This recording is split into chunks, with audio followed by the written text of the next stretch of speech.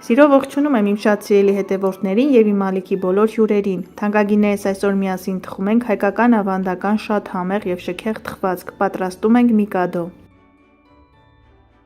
Այս թխվածքի մեջ դառը շոկոլադի և կոնյակի նուրբ համը, լավաշից էլ բարակ խրխրթան շերտերի հետ միասին անթերի համադրություն է։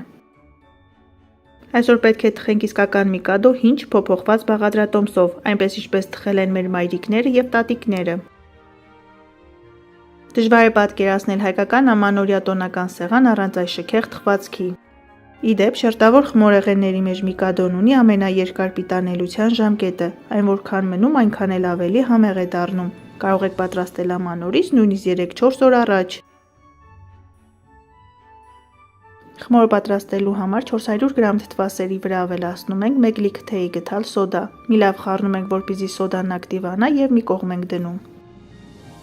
Միկադո պատրաստելիս ամենաաշխատատարը շերտերը կրկնակելն է, քանի որ պետք է բացենք 9 շերտ, այնպես որ զինվում ենք համբերությամբ և անցնում ենք գործի։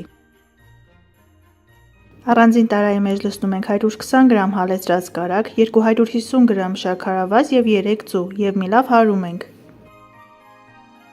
Թանկագիններս, եթե ցանկանում եք զգալ իսկական միկադոյի համը, ապա բաղադրատոմսի մեջ կարագը երբեք մի փոխարինեք ձեթով կամ մարգարինով, այդպես համը նույնը չի ստացվում։ Շաքարավազը և ձուն 1-2 րոպե հարելուց հետո վրան ավելացնում ենք թթվասերի զանգվածը։ Բարեկամներ, բաղադրատոմսում օգտագործվող բոլոր բաղադրիչների հստակ չափաբաժինները, ինչպես միշտ կգտնեք նկարագրությունների բաժնում, որ գրված է տեսանյութի ներքևի հատվածում։ Թաց բաղադրիչները կխառնենք ևս 1 րոպե և կավելացնենք 800-ից 900 գ ալյուր, կախված ալյուրի որակից և հավկիթների մեծությունից։ Ամբողջ ալյուրը միանգամից չենք ավելացնում, որպեսզի պինդ խմոր չստացվի։ Պետք է ստանանք ձեռքերին մի փոքր կպչող փափուկ խմոր, որի հետ շատ հեշտ է աշխատել։ Խմորը հունցելու ընթացքում ինքներդ էլ կհասկանաք՝ ալյուր ավելացնելու անհրաժեշտություն կա թե չկա։ Ալյուրը պարտադիր մաղում ենք, որպեսզի այն հագեցնենք թթվածնով, որ ստանանք փխրուն շերտեր։ Երբ գդալով խառնելը դժվարանում է, խմորը տեղափոխում ենք աշխատանքային սեղանի վրա և հունցում ենք 1-2 րոպե, շատ երկար հունցելու անհրաժեշտություն չկա։ Թանկագիններս, այս բաղադրատոմսով պետք է ստանանք 30-40 սմ կողմերով 9 շերտ ունեցող մեծ թխվածք միկադո։ Եթե բաղադրատոմսը ձեր ընտանիքի անդամների համար շատ է, կարող եք բաղադրիչները կիսել։ Հունցելուց հետո պետք է ստանանք այսպիսի փափուկ խմոր։ Միկադոյի շերտերը պետք է ոչ թե չոր, այլ փխրուն ստացվեն, դրա համար շատ ալյուր մի օգտագործեք։ Որպեսզի շերտերը հաստ ու բարակ չստացվեն, խորհուրդ կտամ գնդերը կշռել։ Գնդերը ստացվում են 195-ից 200 գ։ Սննդային թաղանթով ծածկում ենք գնդերը, որպեսզի խմորի երեսը կեղև չկապի, և սկսում ենք թխել շերտերը։ Շերտերը թխվում են բավականին արագ, 3-4 րոպեի ընթացքում, այդ պատճառով առաջին գունդը բացելուց հետո անմիջապես բացում ենք նաև հաջորդ գունդը։ Ջեռոցի տապակի չափով յուղաթուղթ ենք կտրում և հեռացնում ենք խմորի ավելորդ հատվածները։ Քանի որ շերտերը շատ փխրուն են ստացվում, դրանք թխվելուց հետո անհնար է կտրել, այդ պատճառով գործողությունը անում ենք նախապես։ Թխում ենք նախապես 180 աստիճան տաքացված ջեռոցում, մինչև գեղեցիկ կարմրեն։ Զգույշ եղեք, շերտերը շատ հեշտությամբ կարելի է այրել։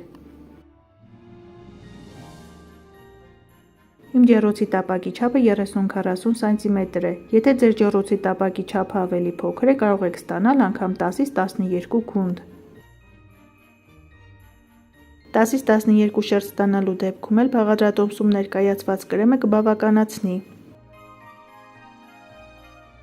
Թանկագիններս, եթե նոր եք միացել հայկական խոհանոց ալիքին կամ հետևում եք իմ տեսանյութերին առանց բաժանորդագրվելու, խնդրում եմ բաժանորդագրվեք և սեղմեք զանգակ կոճակը, որպեսզի բաց չթողնեք իմ ներկայացրած համեղ բաղադրատոմսերը։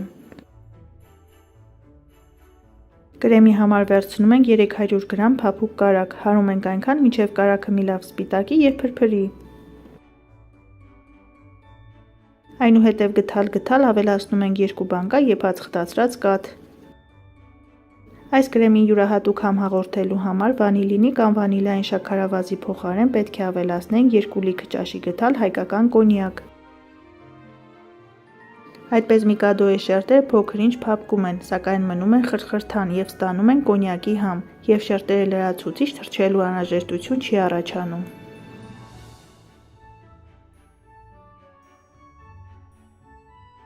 Մեկնաբանությունների բաժնում խնդրում եմ գրեք, թե դուք ինչպես եք պատրաստում Միկադոյի կրեմը և արդյոք ձեզ ծանոթ էր այս հնարքը։ Չանհանգստանաք, որ կրեմի մեջ կոնյակ ավելացնելով հնարավոր է, որ այն շաղվի։ Եթե օգտագործում եք որակյալ կարագ և որակյալ եփած խտացրած կաթ, կրեմի հետ ոչինչ էլ չի լինի։ Շերտերը և կրեմը պատրաստ են, մնում է միայն հավաքենք թխվածքը։ Չենք մոռանում կրեմը 1-2 անգամ հավաքել տարայի պատերից և կրկին հարել, որպեսզի կրեմի մեջ կարագի կտորներ չլինեն։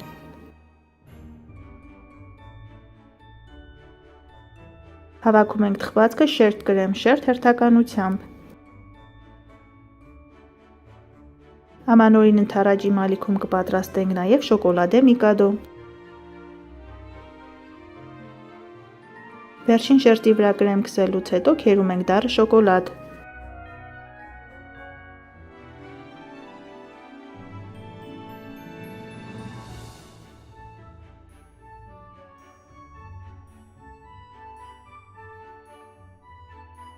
Միկադոն թողնում ենք առնվազն 1 օր, որպեսզի համերը միախառնվեն և շերտերը փոքր-ինչ փափկեն, այնուհետև կտրում ենք, չնայած որ այդքան երկար սպասելը շատ դժվար է։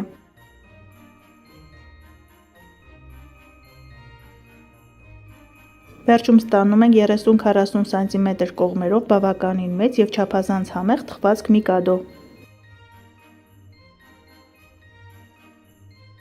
Դե ինչ թանկագիններս, այսօր էլ հայկական ավանդական Միկադո թխվածքի այսպիսի հրաշալի բաղադրատոմս։ Դուք էլ պատրաստեք այս տարբերակով և անուշ արեք։ Ցտեսություն, կհանդիպենք հաջորդ տեսանյութերում։